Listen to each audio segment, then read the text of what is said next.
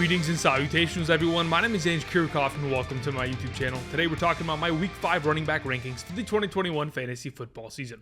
On today's episode, we're covering all topics related to the running back position, beginning with matchups. We'll talk about which defenses thus far this season have given up the most points to opposing running backs in a half PPR scoring format. Of course, meeting everyone in the middle, whether you do play in a standard or a full PPR. Of course, after we go over matchups, talking about who has the most advantageous or perhaps the most disadvantageous matchup going into the week and how that ultimately affects their upside, we'll talk about my top 36 running back rankings, giving you guys some perspective and opinion from my point of view, and of course, the statistics that justify my thought process as to how I think the running back position is going to stack up on this given week. Before we begin, I want to thank you guys for the incredible support, of course, helping us get to 52,000 subscribers. If you have not yet already, of course, we're making fantasy football content for the entirety of the 2021 season. So whether it is rankings videos, trade targets, rest of season strength of schedule, live streams on Sunday mornings, or perhaps impromptu throughout the week, Monday waiver wire videos, hidden gems, and more coming down the line. So if you're interested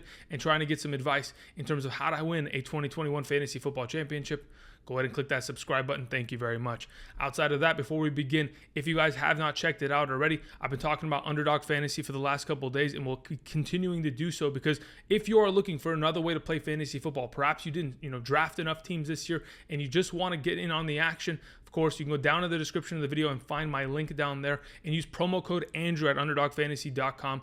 If you go ahead and sign up right now with your first deposit of $10 or more, you will also be given a bonus of $10 in cash. So if in fact you're trying to play the Thursday night pick'ems game or perhaps draft for the Thursday night contest, the winner at the end of that gets a pretty good chunk of change. So for those of you who are interested, go ahead and check that out. Use promo code Andrew. Besides, helping yourself out, it does help me out in the long run. Do appreciate your support. Now that we've covered all that, we can get into the matchups section, giving you guys some perspective as to how many points defenses have given up to opposing running backs thus far this season in a half PPR scoring format. As of thus far this season, the New York Jets have allowed the most points to opposing running backs. And just to kind of give you some perspective, I'm not counting fullbacks. I know some of you asked, Andrew, are fullbacks counted in this section? They are not. Even if a team like the 49ers use Kyle Juszczyk as a premier receiving back, he is still a fullback at the end of the day, so I kind of exclude him despite his potential contributions, respectively. Do I include a Cordarrelle Patterson? Yes, because in some formats he is considered a running back. Specifically on Yahoo, you can play him as a running back. So just kind of giving you guys a little bit more perspective as to how I've come to these conclusions. Regardless, the New York Jets, the Detroit Lions, the San Francisco 49ers, the Kansas City Chiefs, Miami Dolphins, these are the teams that are giving up the most points to opposing running backs thus far this season. On the opposite end of that spectrum, we have teams that have barely allowed maybe a quarter of those totals: the Denver Broncos, the Cleveland Browns, the Carolina Panthers, which of course Zeke and Pollard went off against this past week, the Buffalo Bills, Pittsburgh Steelers, Dallas Cowboys. There's a lot of these defenses that are surprises this year, but some of them are going to continue to be studs, like the Tampa Bay Buccaneers, the Pittsburgh Steelers. These are defenses year in and year out that have stopped opposing running backs and aren't stopping anytime soon in terms of how well they have performed based on their front seven play. Their defensive lines are a bunch of monsters. Now, in order to give you some more context as to which running backs potentially have high upside this upcoming week, like I always talk about, the receiving game for a respective offense and a matter of whether or not a running back gets targets is all schematic. So if in fact you've thought about, okay, is there a defense that gives up more points to receiving backs? That's not going to be the case. If the team wants to throw the ball to their running backs respectively, the opposing defense is not going to play a big factor. There's a reason why Alvin Kamara isn't getting many receptions, because schematically that offense is not feeding him the ball anymore. Now, just to kind of give you some perspective as to running the ball, just straight purely on the ground, yardage and touchdowns, 2021 running back rush stats allowed. The Detroit Lions, Miami Dolphins, New York Jets, San Francisco 49ers, Philadelphia Eagles, a lot of the teams that are, of course, to the left of us, have given up the most points to opposing running backs on the ground with rushing stats, rushing touchdowns. So if in fact you are looking to make a pretty big play this week, it's obviously Dalvin Cook versus the Lions. We have the Miami Dolphins that probably will get torched by Leonard Fournette and or Ronald Jones, the combination of both those guys.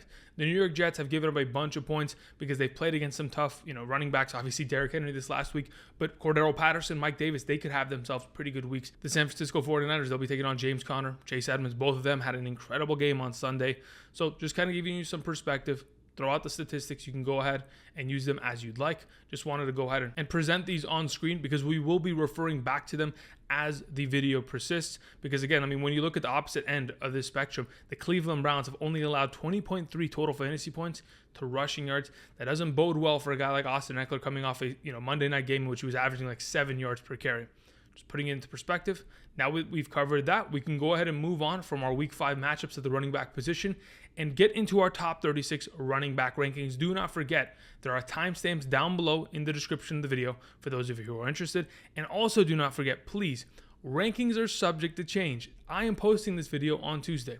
That does not mean I believe these rankings are going to be the official rankings by Sunday morning. There's a reason why I stream on Sunday mornings, 8 a.m. to 10 a.m. Pacific Standard Time, because I'm trying to give you guys my officially updated rankings for that morning. Just wanted to go ahead and remind you guys, because some of you in the comment section just seem to not remember that that's literally been on the screen for the last 4 years. But either way, all good. All right, let's get into our week 5 running back rankings, beginning with our number 1 on this given week. It is Derrick Henry. Derrick Henry is literally the number 1 overall running back in fantasy. I mean, he gets to play against the Jacksonville Jaguars. And as of this current moment in time, they're giving up the 7th most points to opposing running backs. Derrick Henry's coming off another incredible week in which he has been the entire offense for this Tennessee Titans. 33 carries for 157 yards, 2 catches on 2 targets for a total of 20 receiving yards, 24.7 fantasy points. As of this current moment in time, he's on a 3-game streak of 100 rushing yards. He is on pace in a 16-game season. I know it's 17 this season, but he is on pace for a 2,000-yard season as of this current moment in time. In terms of his rushing yards, as it currently stands, he's 148 yards more than any other running back in the National Football League, which would be Nick Chubb. I mean, Derrick Henry is completely dominating, even with Taylor Lewan dealing with injury, Roger Saffold going out with a concussion this last week. He's still running through defenders. Nobody can really stop him. And I don't think the Jacksonville Jaguars are going to be able to do so either. That is why Derrick Henry is once again our number 1 overall running back on the week. Moving on to our number 2, we have Dalvin Cook. I've talked about it. The Detroit Lions give up a bunch of points. In fact, on the ground this season, they've given up the most points via rushing yards and rushing touchdowns. I mean, it shouldn't be a surprise that Dalvin Cook will probably have a good game because it is the 2nd best overall running back matchup on the week. But we have to take into perspective that the fact that, Dalvin Cook was not healthy last week. He played only 50% of the offensive snaps, and the entire game plan for the Minnesota Vikings just ultimately fell apart. They really couldn't move the ball on the Cleveland Browns, and it is already proven that the Cleveland Browns are one of the best run-stopping defenses in the National Football League. But I'm not worried about that. I'm looking towards the future because this is Dalvin Cook. He will have his healthy bounce-back game, and I think the Detroit Lions is certainly a game that he could take advantage of. Aaron Jones earlier this season, 115 yards, 4 touchdowns. The San Francisco running back duo of Hasty and Mitchell earlier this season, 107 yards, 2 touchdowns between them. I mean, the Chicago backfield just this last week, Montgomery and Williams, 161 yards on the ground for 3 rushing touchdowns. I think it's going to be free for a guy like Dalvin Cook to, of course, dominate this upcoming week. The Detroit Lions thus far this season have allowed 9 touchdowns to opposing running backs. Dalvin Cook, automatic success, and that's why he's our number 2. We have Ezekiel Elliott and the thumbnail as our number 3. Since week 1, I know week 1 scared a lot of people, and maybe you overreacted, maybe you moved Ezekiel Elliott, but if you were, diamond hands and you held on to Zeke as you were supposed to, because he is going to be a top 5 back, and that's what we talked about all offseason, because once he is with a healthy offensive line and with Dak Prescott, he is an unstoppable force, and that's exactly what he's proven to us in each of the last 3 weeks. In fact, in the last 3 weeks, from weeks 2 through 4, he's averaged 20.7 fantasy points in a half PPR scoring format. I mean, he's coming off a week in which he had 20 carries for 143 yards, 7.2 yards per carry, and a rushing touchdown. I mean, in terms of touchdowns, he has scored a touchdown in each of the last 3 consecutive weeks, which is incredible. Taking into account as well that Tony Pollard has been running the ball an average of 12 times per game for the last 3 consecutive weeks. This upcoming week, they take on the New York Giants, the 14th best matchup for opposing running backs. Alvin Kamara went for 120 on the ground against them. I think there's a very easy correlation to see that the Dallas Cowboys are hot. They've got the best run-blocking offensive line in the entire National Football League as it currently stands, according to Pro Football Focus, in the grades that they've gone ahead and given to these players. They're going to run through the New York Giants. I 100% believe that's going to be the case. And Zeke is definitely going to prosper in terms of fantasy overall productivity. We move on to Alvin Kamara. Speaking of Alvin Kamara, I did mention he played against the New York Giants, the team that Zeke will play this week, and he did go for 120 rushing yards, but unfortunately did not have a single touchdown. The nature of the beast with the New Orleans Saints offense consists of there is going to be some games in which Taysom Hill takes touchdowns. It is just the case, and unfortunately, it was last week in a game where Alvin Kamara could have very easily had a 25, 26-point fantasy game. Ends up falling relatively short because Taysom Hill runs in 2 touchdowns with their little Wildcat package. That doesn't really affect my overall upside for Alvin Kamara going forward. Eventually, Alvin Kamara is going to get these touchdowns. The only issue that we find is that Alvin Kamara does not get any work in the receiving game. In fact, had 0 targets. That is scary. Now, another scary statistic is that Alvin Kamara ran the ball 26 times. That isn't typically what he does. He is not a running back that is going to run the ball 26 times a game and go for 100 yards. In fact, the 120 yards that he put up on Sunday was only the 4th time in his entire career that he's ran for over 100 rushing yards. It is very rare to see this, but with that all being said, the Washington football team matchup is one of the best in the league. As of this current moment in time, they're giving up the 13th most points to opposing running backs. But just kind of putting it into context, they are a better defense because the last week's performances of Cordarrelle Patterson kind of skews everything because technically he is a running back. So with Cordarrelle Patterson lining up out wide, lining up in the backfield, getting these receptions for touchdowns, sometimes you could look at him as a running back, but for now, I'm just going to say if they want to give Alvin Kamara the opportunities to feast out of the backfield, then he could very easily every single week be in the top 4 conversation. Until they do so, we're really going to rely upon touchdowns. So we'll throw it up to that. Washington isn't the best matchup in the world, but to be honest, you just got to get him involved in the passing game, and it'll just become that much easier. All right, move on to our number 5. We have Nick Chubb. So Nick Chubb is in a very tricky situation because he didn't score a touchdown this last week, despite having a very good game, 21 carries for 100 rushing yards, 4.8 yards per carry, got himself a reception for 5 yards. But unfortunately, for the 3rd week out of the 4 weeks thus far this season, Kareem Hunt is scoring a touchdown. Now, ultimately, that is going to affect the upside of Nick Chubb, and there's a reason why. As of this current moment in time, Kareem Hunt is a higher ranked overall running back. I think Kareem Hunt's like the number 6 overall running back in fantasy right now, half PPR, in comparison to Chubb, who's like a little bit outside of the bottom half of the RB1 category. It is unfortunate to see that, Nick Chubb isn't scoring these touchdowns on a weekly basis. But with that said, they have the Los Angeles Chargers this upcoming week. They've given up the 6th most points to opposing running backs thus far this season. Clyde Edwards-Helaire a couple weeks back went for 100 yards and a touchdown against them. The Dallas Cowboys a couple weeks back, 180 yards on the ground and 2 touchdowns between Pollard and Zeke. I think there's a very good chance that Nick Chubb, Kareem Hunt both succeed. Hopefully, Chubb is going to get that rushing touchdown, because if he does not, then we're going to be in a little bit of a tricky situation where he's only putting up 12 points every single week. He'll get himself the yardage, but that touchdown unlocks his overall upside. Aaron Jones is our number 6 running back on this given week. Now, when I think about the Cincinnati Bengals defense, they didn't play relatively well against James Robinson. But again, we have to take into account that it was a short week. They had played against the Pittsburgh Steelers that Sunday. On Thursday night, had to take on the Jacksonville Jaguars. And as a defense, they did not look great in the first half. Ultimately in the entire game, they kind of reverted back to being the Cincinnati run defense of years past.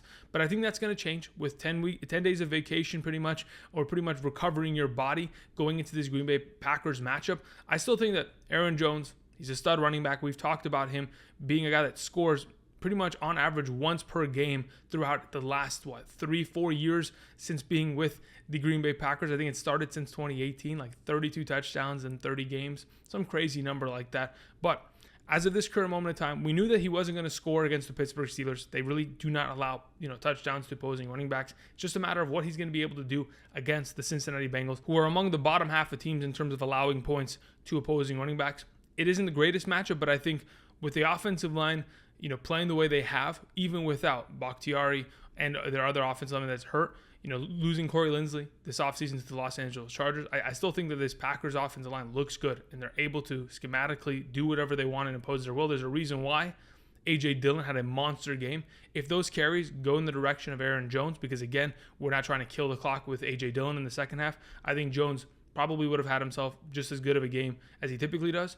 But going into this upcoming week, Cincinnati doesn't scare me. I think overall should be a great play and probably scores a touchdown like he typically does. Moving on to our number 7, we have Saquon Barkley. Guys, he's back. It's over. Like, Saquon is officially back. The cuts, the burst, the speed, the change of direction, it is all there. The receptions are there. First and foremost, Saquon Barkley, we knew he was going to take a while. We heard it all off season. It's going to take a month for him to get to a full go. Seems like he did a little bit earlier than we anticipated, especially against a tough matchup. But we will talk about the New Orleans Saints matchup when we talk about Antonio Gibson in a little bit. Regardless of that, Saquon Barkley takes on Dallas. They've given up the 27th most points. I mean, really, they're one of the tougher defenses. They don't really give much on the ground to opposing running backs. Overall, I still think that Saquon Barkley is a guy that you must start considering just where he's at. He's back to being a full Saquon Barkley. And the reason that he's gotten there, he lined up out wide and burnt Marshawn Lattimore, got himself a receiving touchdown, 50 yards. Okay, later in the game, getting a lot of utilization in the screen game. On top of that, you may be thinking, okay, well, the New Orleans Saints have given up the fewest yards per carry on average thus far this season, Andrew. How exactly was he still able to average 4 yards per carry? When you have the rushing ability of Daniel Jones accompanied by, of course, Saquon Barkley and his elusiveness, the backside defensive end, when they run these zone read schemes, has to play it square. He cannot crash down the line of scrimmage, otherwise Daniel Jones is running out. And when I was watching that New Orleans game, it reminded me exactly of the Philadelphia game in 2020, where, of course, Jalen Hurts and Miles Sanders took apart that defense. That defense cannot stop the mobile quarterback / running back duo. They often fall apart when they have to, play against those kind of threats. And they found a lot of success there. Hopefully, they'll go ahead and threaten Daniel Jones' running game against the Dallas Cowboys to continue to unlock Saquon. Again, he's back. Huge game of 27.1 points. Again, another monster week, and hopefully will continue going forward. Moving on to our number 8, we have Austin Ekeler, and he is as good as advertised. He's currently the number 2 overall running back in a half PPR scoring format, averaging 5.7 yards per carry, scored himself a rushing and a receiving touchdown in yesterday's game, but unfortunately this upcoming week takes on the Cleveland Browns. So I think his upside is a little bit capped considering the Cleveland Browns thus far this season have only allowed 2.94 yards per carry on average. Yesterday, Austin Ekeler was going for 7.8 yards per carry against that Las Vegas Raiders defense. So ultimately, Austin Ekeler could potentially kind of shift the line in his direction against this upfront defense for the Cleveland Browns. But I think it's going to be tough nonetheless. Majority of his contributions this upcoming week will likely be in the receiving game. And when that's the case for a running back, they still maintain a top 6 to 8 standing because those receiving work that they're going to continue to garner as the game progresses, regardless of whether or not they're able to run the ball, because he will get the opportunity to run the ball. I think it just continues to rise their total upside. We've seen him dominate week in and week out thus far this season. I'm not worried about it. The little bit of a injury that he was kind of limping around the game with, there's a reason why Roundtree played as much. That kind of gives me a little bit of hesitation, but hopefully he'll be healthy. He kept coming back in the game, so I'm assuming it's not that big of a deal. Austin Ekeler, a great play as our number 8. Moving on to our number 9, we have Najee Harris of the Pittsburgh Steelers. Harris has been incredible. Obviously, he's coming off a week in which, statistically was his best rushing game. 62 yards was the best rushing yards, game this season. 4.1 yards per carry, got himself a rushing touchdown. But the thing that continues to increase his overall upside week in and week out is his receiving work. In the last 3 consecutive games, he has had 5+ receptions in every single game. That in itself continues to, of course, give him inherent value that pretty much lands him in this top 12 category every week. There's a reason why we talk so much about him and the fact that he caught 70 balls in the last 2 seasons at Alabama, a school that typically doesn't throw the ball to their respective running backs, but he has the skill to do it and has already transitioned that into the National Football League and dominated in doing so. Plays against the Denver Broncos, the toughest matchup at the running back position. They've only given up, 30 points to opposing running backs thus far this season. Latavius Murray this last week, 18 carries for 59 yards and a touchdown. As long as Najee Harris can do something similar to that on the ground and then get himself the accompanied 5 catches for 50 yards through the air, it only continues to rise his total upside regardless of the matchup. A great play this upcoming week. Number 10 is James Robinson. Robinson has had back-to-back 20-point fantasy games. Gets the privilege of playing against the division rival Tennessee Titans this week, which in years past, going back to last year, he's performed very well against. Now, speaking of last season, James Robinson was averaging somewhere around 4.5 yards per carry. This season, has already improved that, is averaging 4.9 yards per carry, and is on a consistent basis of just improving his overall statistics from last year. I think as of this current moment in time, the last 2 weeks have shown that the Jacksonville Jaguars, Darrell Bevel, they are more inclined to run the ball because they're more, in a competitive stance with these other teams. They were winning at halftime and for majority of that third quarter against the Arizona Cardinals until, of course, Lawrence threw that pick six. And, of course, on that Thursday night game against Cincinnati Bengals, they were dominating the first half, held that lead until the very last second of the game. So I think James Robinson, with the Tennessee Titans that are struggling, should be able to run the ball very effectively against them. As of the last 3 games, the Titans have given up 4 touchdowns to opposing running backs. I think Robinson's in line with another great performance. His offensive line's looking good. He's looking healthy and obviously getting a lot of opportunity going forward. Darrell Henderson is our number 11. I like Darrell Henderson a lot this week because of the matchup against the Seattle Seahawks and the fact that it is a short week. Darrell Henderson is coming off a game in which we weren't 100% certain as to whether or not he was going to be the full-time running back. And after Sony Michel fumbled the ball, yes, it was the case. Henderson is going to be the guy. 89 rushing yards, 6.4 yards per carry against Arizona, 5 catches on 6 targets for 27 yards. Those receptions are going to play a huge part of his overall upside going forward if they continue to utilize him in the passing game, which I'm hoping is going to be the case going forward. With that said, Seattle's given up the 9th most points to opposing running backs thus far this season. Of course, we're coming off a week in which Sermon, 19 carries for 89 yards on the ground. They didn't get much receiving work because, again, Juszczyk was dominating that part. Madison for 26 carries, 112 yards on the ground. Henry, 182 and 3 touchdowns. Thus far this season, Seattle has heavily struggled defensively in order to kind of maintain teams and kind of bottle them up. They were almost going to throw that game against the San Francisco 49ers if it wasn't for special teams mistakes from the 49ers pretty much dooming their inevitable fate. Regardless, Darrell Henderson on a short week. The Rams are going to look to pound the rock and, of course, continue to get him the ball and find a lot of success in doing so. DeAndre Swift is our number 12. Swift plays against the Minnesota Vikings, the 12th best matchup at the running back position thus far this season. Of course, we've seen a plethora of running backs succeed against them. Hunt this last week, 69 yards on the ground for a rushing touchdown. In that same game, Chubb went for 100 rushing yards.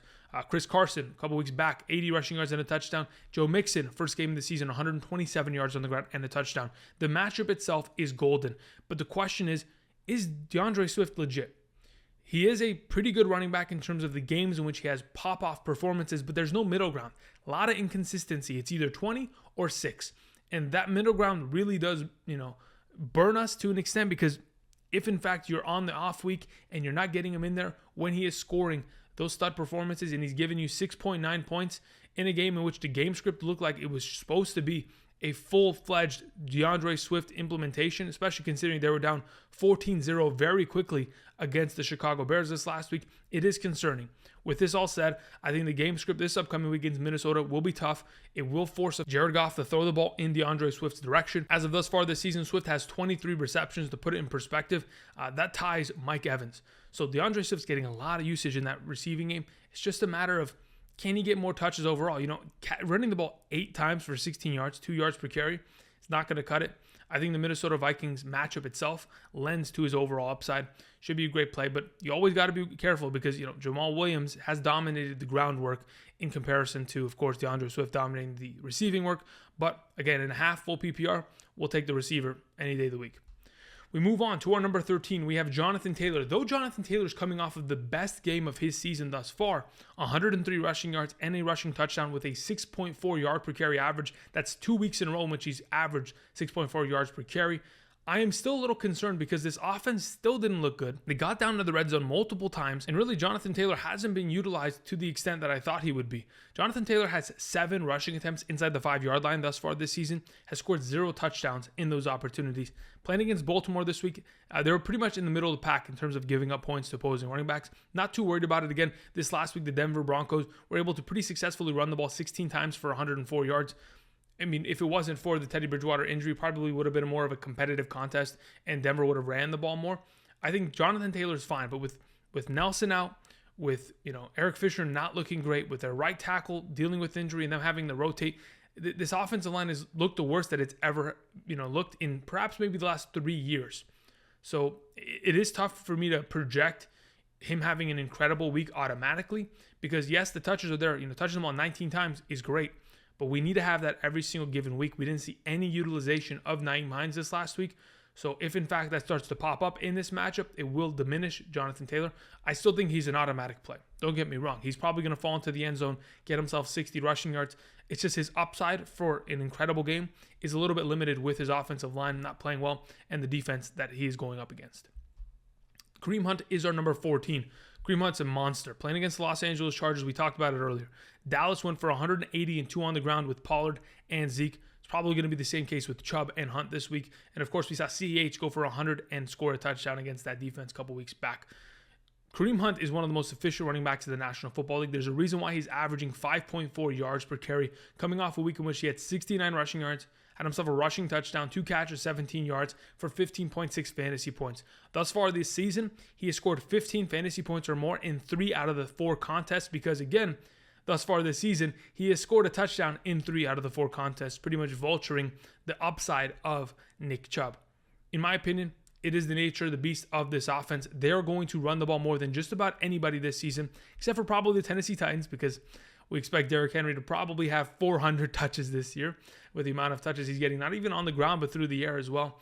Close to pretty much beating his all-time reception record. Maybe, a couple weeks and we're going to get there. But in terms of Kareem Hunt, it's a great matchup. He's continuing to get opportunities, succeed, and be extremely efficient with those opportunities. Fantasy points aren't going to stop anytime soon, and that's why he sits at 14.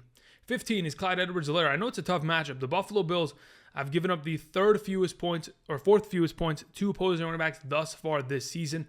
And, the best rusher against them this year has only put up 45 rushing yards. That is a bit concerning. But we're coming off of back-to-back games in which Clyde Edwards-Helaire has had over 100 rushing yards. He's had himself 19 touches and 16 touches. And, in the back-to-back games in which he's running for, this yardage count, it only reminds me of what he was able to do at the beginning of last season, where they're getting him high implementation. He's touching the ball a bunch. And if we go back to last season where he was dominating on the ground, this offensive line was churning.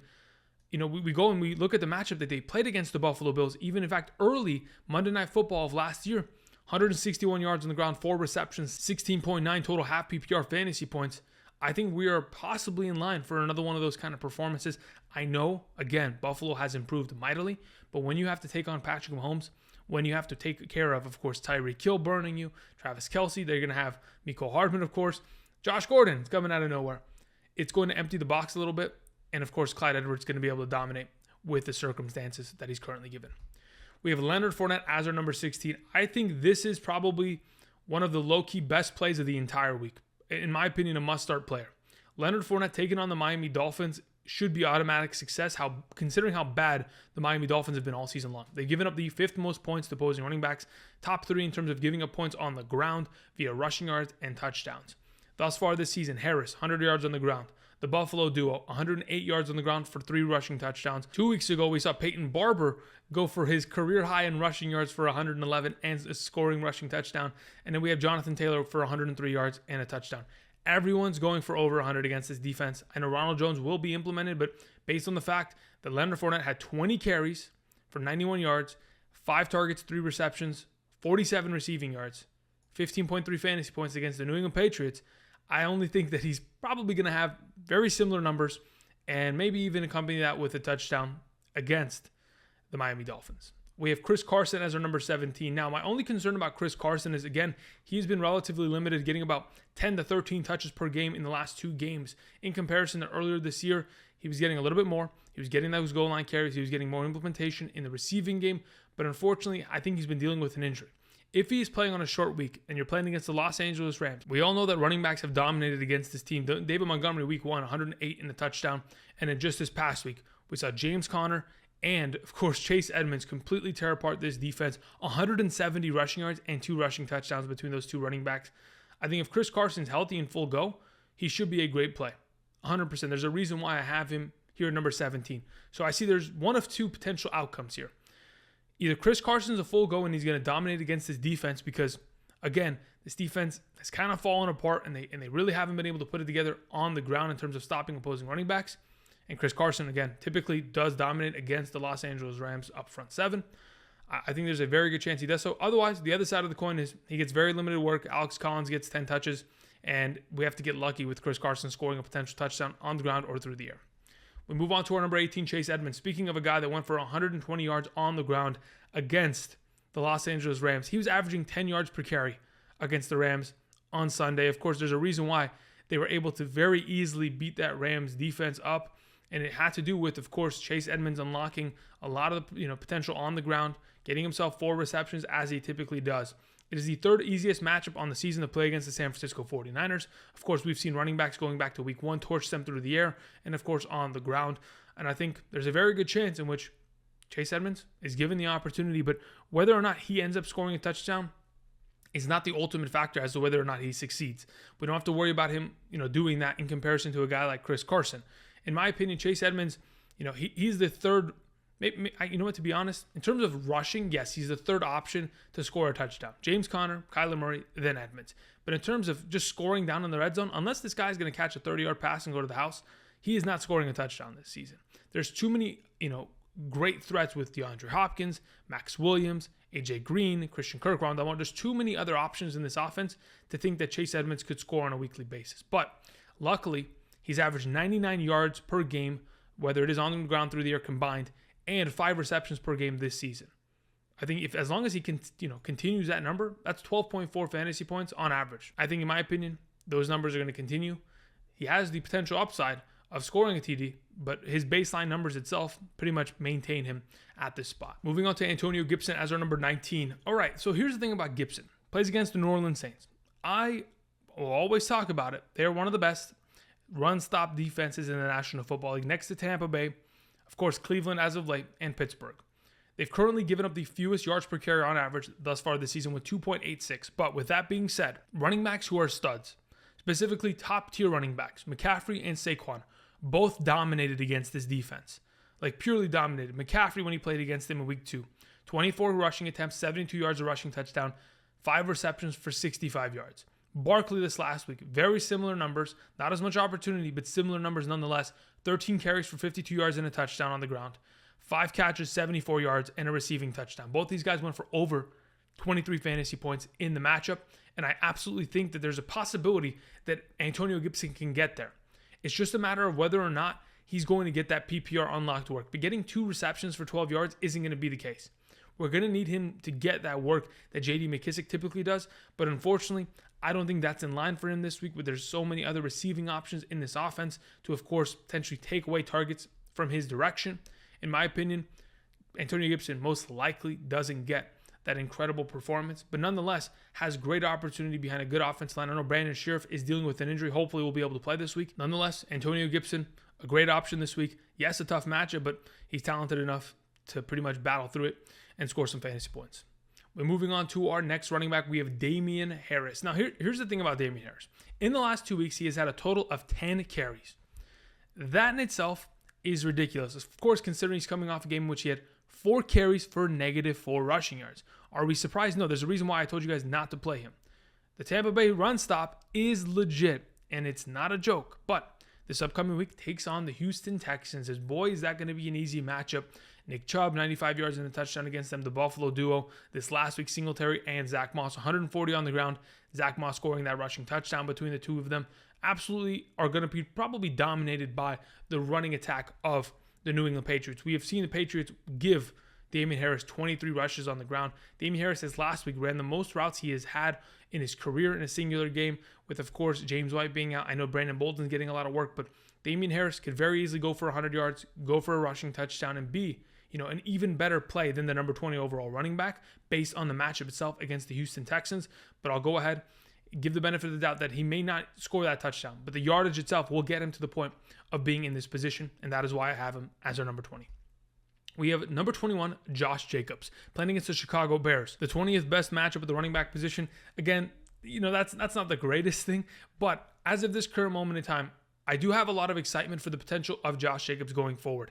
If you want to go ahead and potentially trade for him, I don't think it's a bad option, and this is the reason why. Last night on Monday Night Football against the Los Angeles Chargers, we saw Josh Jacobs active, healthy, and playing like he was active and healthy. There was no implementation of Kenyon Drake. I know Kenyon Drake was out there on some plays. No Peyton Barber. When there's no signs of life from the other two running backs that typically threaten the upside of Josh Jacobs, I think there's a very good chance that going forward, considering, again, he caught the ball 5 times on 5 targets. Sure, the yardage wasn't there with only 17 yards, but him getting himself 18 touches in that game in which they were pretty much rendered useless in the first half. The Raiders didn't have a single first down in the entire first half of the game, and they had to catch up the entire rest of the game. When they are in a contest against the Chicago Bears, and they can very easily in the beginning establish the run and continue to dominate, I think Josh Jacobs' ceiling continues to rise, especially with the receiving work kind of in line for him going forward. Moving on to our 22, we have Chuba Hubbard. I think Hubbard could very easily outproduce this number 22 number, but based on his performance last week and the fact that Sam Darnold is going to steal every rushing touchdown that's ever existed for the Carolina Panthers this season, until, of course, Christian McCaffrey returns, I think there's a little bit of a kind of ceiling of production for Hubbard. He plays against the Philadelphia Eagles. It's a great matchup. We saw Dallas go for 155 and 2 touchdowns on the ground against them. We saw this last week, the Kansas City Chiefs backfield of Williams and CEH go for 144 on the ground for a rushing touchdown.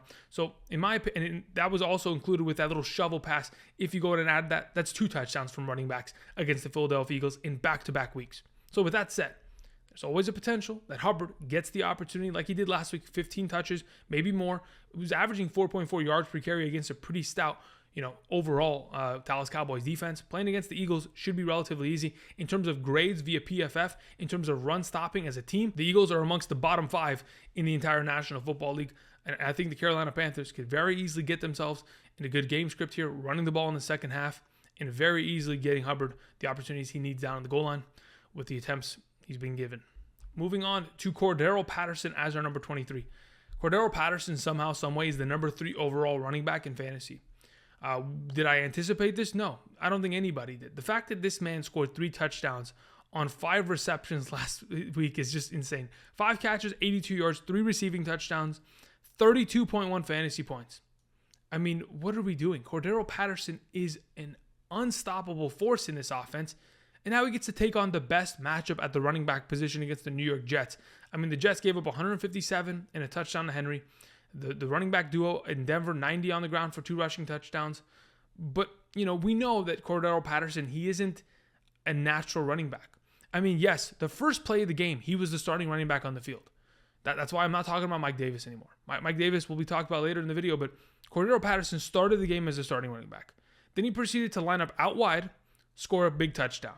Line up out wide, run a fade route, score a touchdown. Line up in the backfield, score a touchdown and a receiving play. On top of it, the dude is kick returning for this team. So he has even more potential upside for a kick return play. For the last 3 consecutive games, he has had 5 receptions and at least 58 receiving yards. In a full PPR scoring format, he's even higher in my rankings. Easily, very easily. In a half PPR, there is a potential that he doesn't get as much work on the ground. He doesn't score 3 touchdowns in a given week, even though he scored, I think the most touchdowns amongst all running backs this season, or at least running backs this season.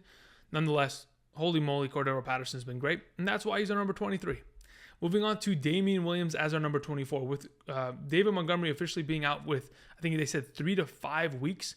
Damien Williams is going to be in line for a lot of opportunity, but the question is he healthy himself? If he is going to play, I think the Las Vegas Raiders matchup is as good as it gets, mainly because the Las Vegas Raiders have allowed 6 touchdowns to opposing running backs thus far this season. Obviously, it's not as great as the 9 the Detroit Lions have given up, but I mean, we're talking about Ekeler coming off a game which he was averaging 7 yards per carry, 117 on the ground for a single rushing touchdown, got himself a receiving touchdown with the work there. The Baltimore Ravens backfield, against this Las Vegas Raiders in week 1, 93 yards, 2 touchdowns on the ground against them with Tyson Williams and Latavius Murray. We know that his defense is prone to, of course, giving up points on the ground. If the Chicago Bears have a healthy running back in Damien Williams, he's not only going to be able to get it done on the ground, but through the air, even if the game script gets out of hand.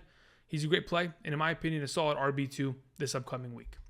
We move on to the RB3 category, beginning with Zack Moss, a guy that absolutely has performed 3 consecutive weeks in a row. He has scored 4 touchdowns in the last 3 weeks.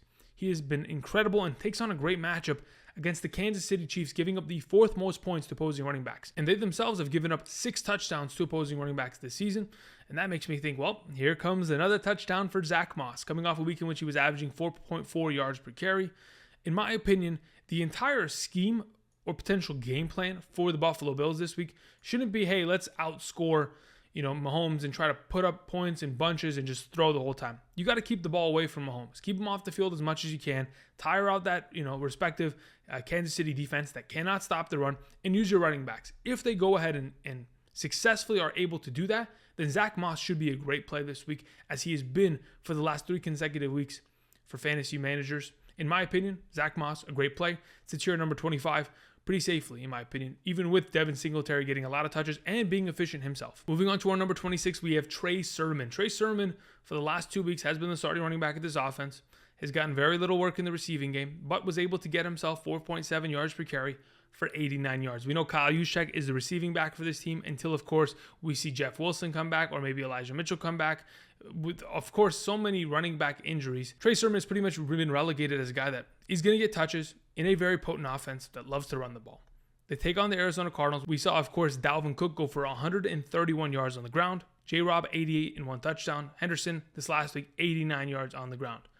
I think there's a very good chance in which, if as long as Trey Sermon's running the ball, somewhere close to 17 to 20 times per game, he eventually is going to score that touchdown. If he accompanies his performance from this last week with a touchdown, we're talking about a guy that was very easily in the top 15, 16 running backs in terms of total rankings in half PPR.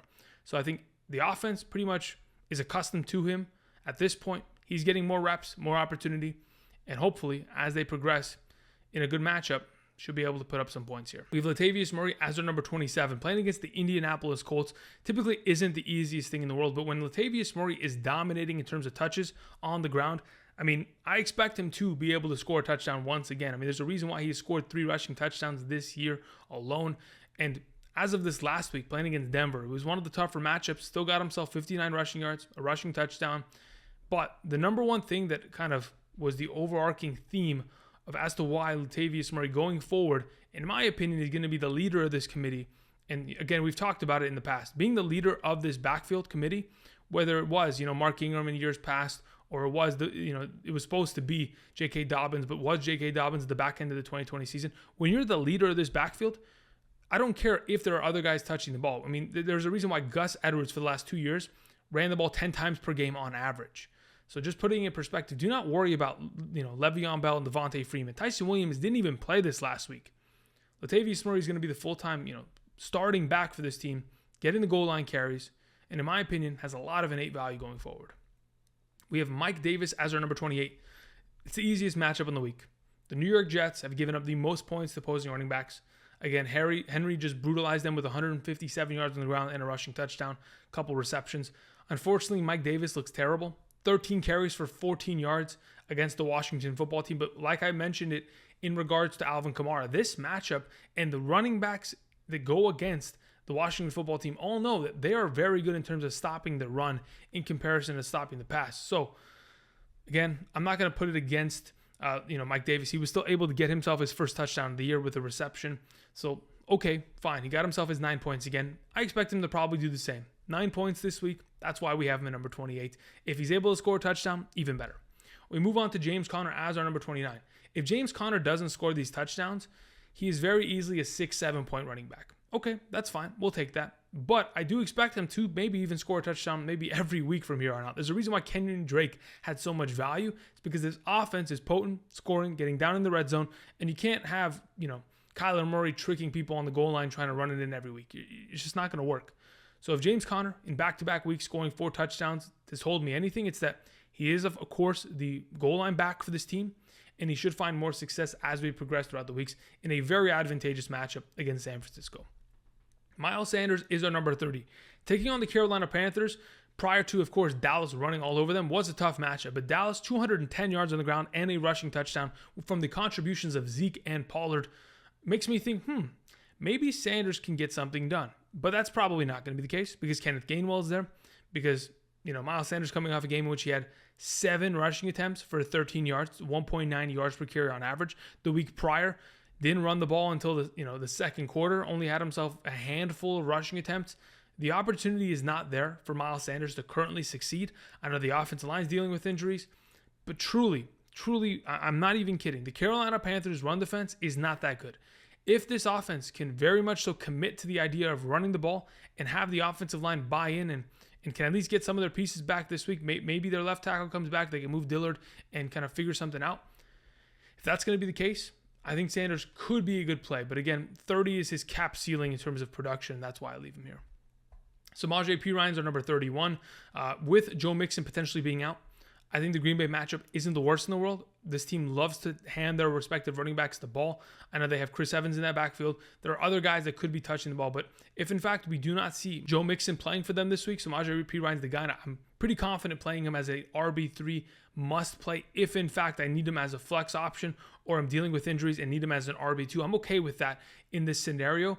But again, just kind of putting it in perspective, if Joe Mixon does play, he is significantly higher, probably in that 13 through 24 range this upcoming week.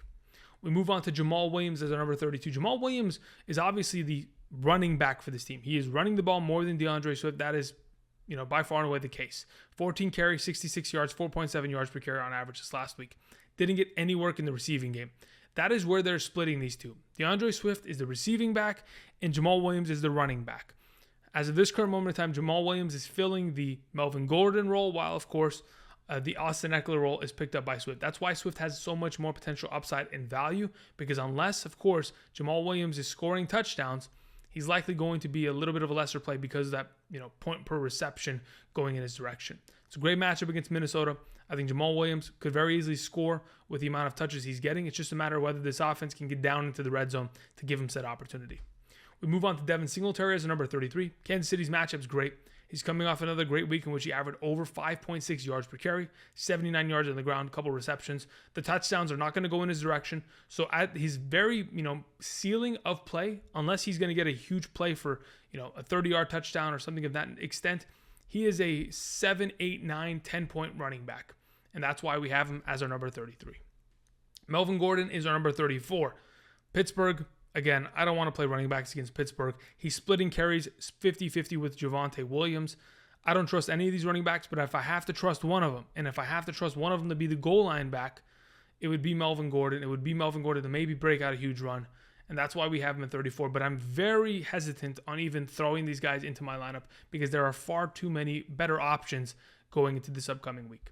We have Michael Carter as our number 35 playing against Atlanta, the 10th best matchup at the running back position. We've talked about it. If you want to take a gamble and play him if you are in desperate need of a running back, I don't think that is a terrible option considering, of course, the Atlanta Falcons, they gave up their fair share of points to, of course, McKissick and Gibson this last week. Michael Carter, as long as he gets more implementation in the receiving game, it'll increase his overall baseline and then, of course, not need that touchdown to be there in order for him to be successful, which is hopefully going to be the case going forward. The final option I wanted to mention is Tony Pollard. Pollard has been a great running back this season. Of course, in terms of averages per carry, dominates last week, 6.7 yards per carry, goes against the New York Giants. Unless Pollard is scoring a touchdown, he is probably going to be a 7-point running back. And that's why we have him at 36. And I'm okay with that. Just putting it in perspective, the touchdown unlocks his overall upside. The receiving work, again, he's not going to be on the field as much as Zeke because Zeke is a better pass blocker, and that is why Zeke gets more targets overall. But in my opinion, Pollard, still a good play because of how effective and efficient he has been this season. Those are my top 36 running back rankings for Week 5 of the 2021 fantasy football season. Thank you, everybody, for watching. If you like today's video, smash the like button, subscribe down below. And if you haven't yet already, go check out Underdog Fantasy. Go down to the link in my description. Use promo code Andrew to sign up. With your first sign up, of course, of $10 or more, you can get $10 of bonus cash from Underdog Fantasy. Play contests, whether it is the Thursday night games, the pick'ems, the battle royales. A lot of money to be made for those of you who are interested. And, of course, getting more fantasy football in your life. Thank you, everybody, for watching. Tomorrow, we'll talk about the wide receiver position. And until then, thank you very much, and I'll see you guys. Peace.